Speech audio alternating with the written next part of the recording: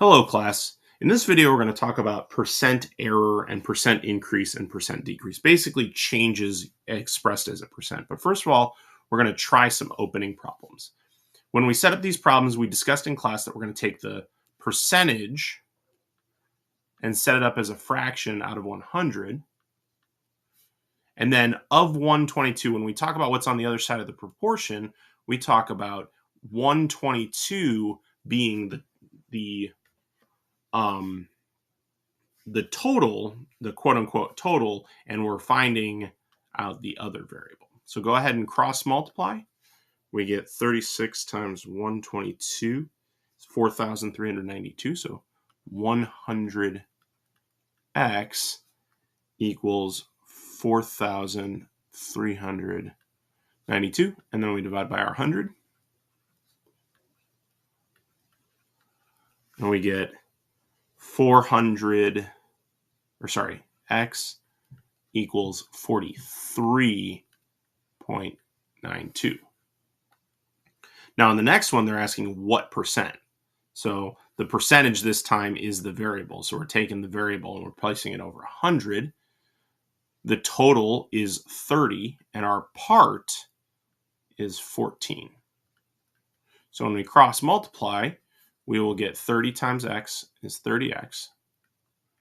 And then we get 100 times 14 is 1,400. And then divide by 30.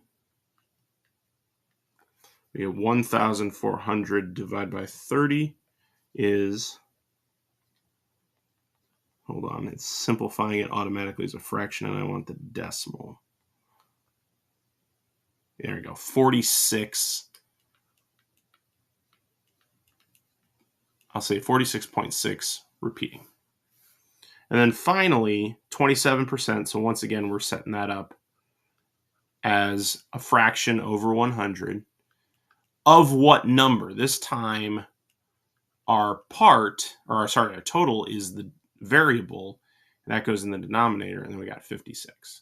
So cross multiply, we get 27x equals 5,600. So 5,600 divided by 27 is, hold on, let me write it first.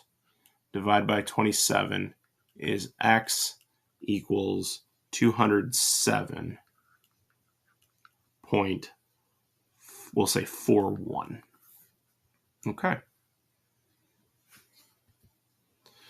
So a coat is on sale. The original price of the coat is $82. The sales price is $74.50. What is the discount price? So here's our percent, and this is going to be the primary formula, though, that we use throughout the entire video. It is the original value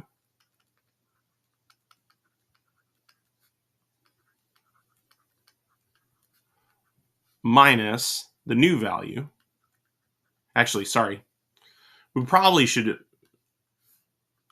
I'll give you a different formula, because it's actually new value versus original value. I mix those up. So new value minus original divided by original. So take that formula with you for the rest of the notes. So the new value, the sales price, is $74.50. We're subtracting the original price, which is 82. And then we're dividing by the original price, which is 82. So 74.5 minus 82 ends up being negative 7.5. And then divide by 82 is negative 0.09, and we'll go one more decimal place to 1. Okay. Now that's the decimal expression, and we move it over 2 decimals to get the percent. So it's negative 9.1%. Now we have a negative percent. Is this okay? Yes, it's okay, because the original price was 82, and then we went down in price. This is a 9.1% decrease, and the negative expresses that decrease. Go ahead and give the you do a try. So the average monthly precipitation in Chicago, Illinois peaks at June in 4.1 inches. The average monthly precipitation in December is 2.8 inches. What is the percent decrease from June to December? So the fact that it's decreasing means that the 2.8 is our quote unquote new value. So we're going to set that up 2.8 minus the 4.1. And then we're dividing by the quote unquote original value, which is 4.1. 4.1, so we get negative 1.3 divided by 4.1. Negative 1.3 divided by 4.1 is negative 30, or I should say 0.317. I'm getting ahead of myself. Then we move our decimal place over. So negative 31.7%, or a 31.7% decrease.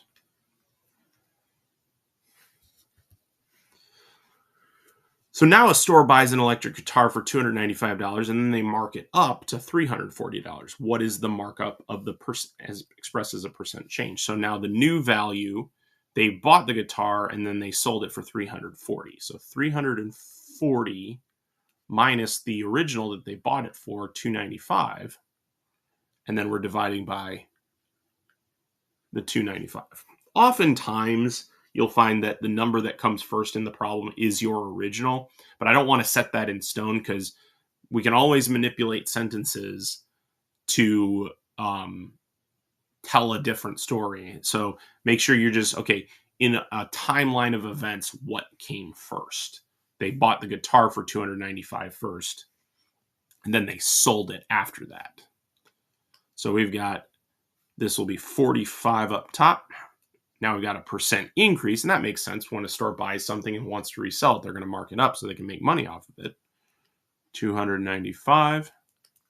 So 45 divided by 295 is 0.15, and I'll round it the 3. Move our decimal place over, and it's 15.3%.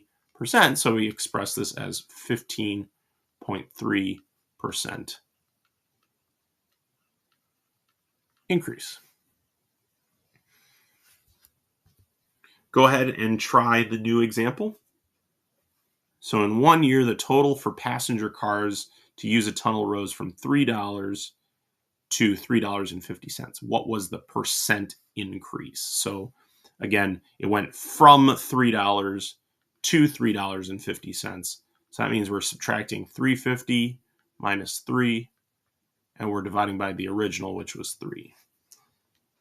So 0.5 divided by 3 is 0.16 repeating. So we got 0.5 divided by 3 is 0.16. I'll just say 0.167. And we move it over. We get 16.7%. And that is an increase.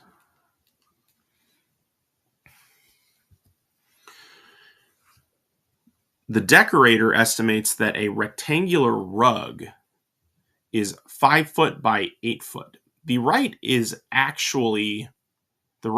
is actually 4 foot by 8 foot. What is the percent error in the estimated area?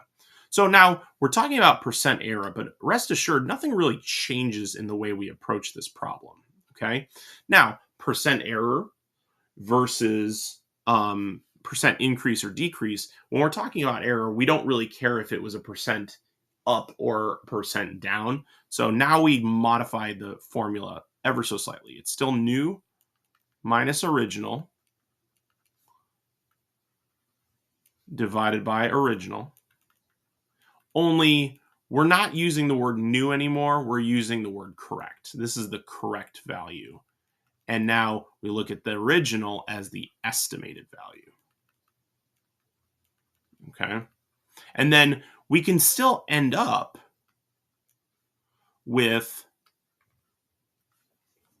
a answer that's negative, but again, we don't care about negative, so we put absolute value signs around it.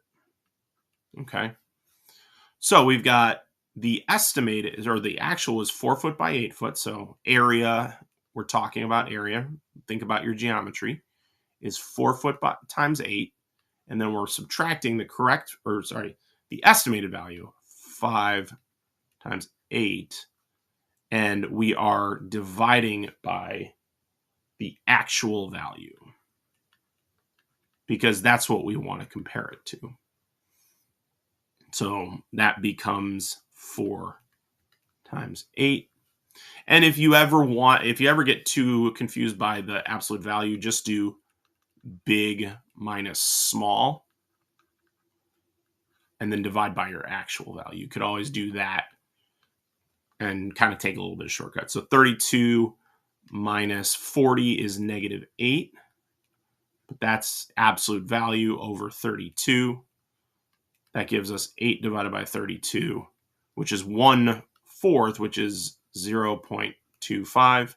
But again, we'll move it over. It is 25% error. Go ahead and give the you do a try. You think that the distance between your house and friend's house is 5.5 miles. The actual distance is 4.75 miles. What is the percent error in your estimation? So let's actually go with the big minus small approach. We'll do 5.5 minus 4.75.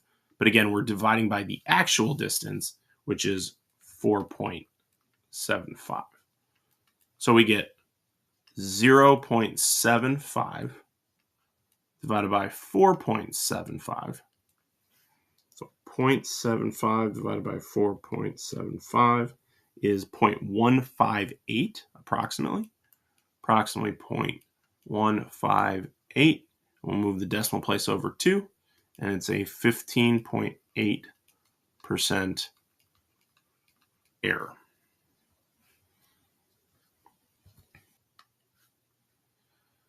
You are framing a poster and measure the length of the poster to be 18.5 inches to the nearest half inch. What are the possible minimum and maximum lengths of the poster? So natural tendency is to want to think of this problem as we have an estimation of 18.5.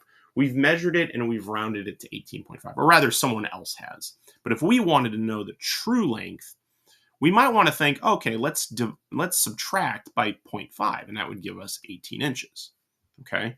And then naturally, we want to add 0.5 inches, and we get 19. Now, this actually is not correct. Okay. And the reason why is if we had measured it to be, say, 18.1 inches, the nearest half inch would be 18, not 18.5. So what we got to do with this half inch, that is our estimate, is we have to divide by 2. Okay.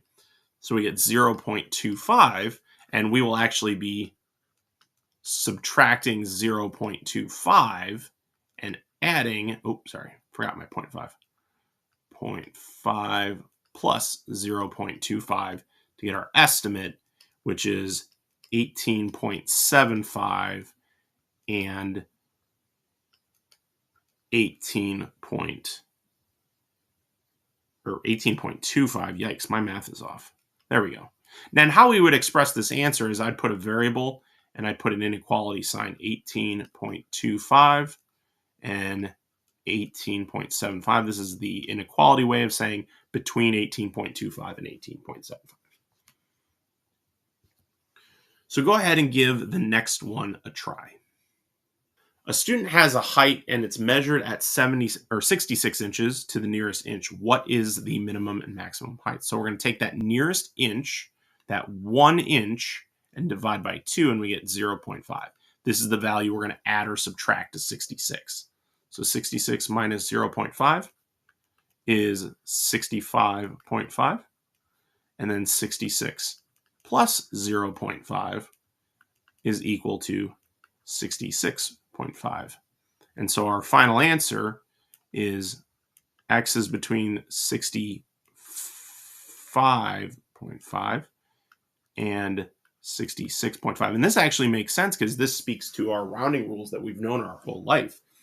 If we are, say, at 65.6, we would round up to 66 if we wanted the nearest inch. If we were at 66.2, we'd round down to 66. But this is also why we don't include equal signs here, because if we were at 66.5, then our nearest inch would be to 67. So we don't include these values. I'm going to make that look a little bit nicer. Ooh. There we go. We got 65.5. There you go. A gift box is measured to have distances of 5 inches by 6 inches by 12 inches. The measurements are to the nearest inch. What is the greatest possible error for the volume of the gift box? This is a nice question because it actually just speaks to what we've already calculated. The greatest possible error is taking that nearest inch and dividing it by 2. That's what we did on the last problem. Now, the difference between the last two problems and this problem is last two problems, it was asking us to determine a range of values. This is just asking us what that possible error is. So it is 0.5 inches. Let's keep that in mind. Go ahead and give the exit ticket a try, and thanks for watching.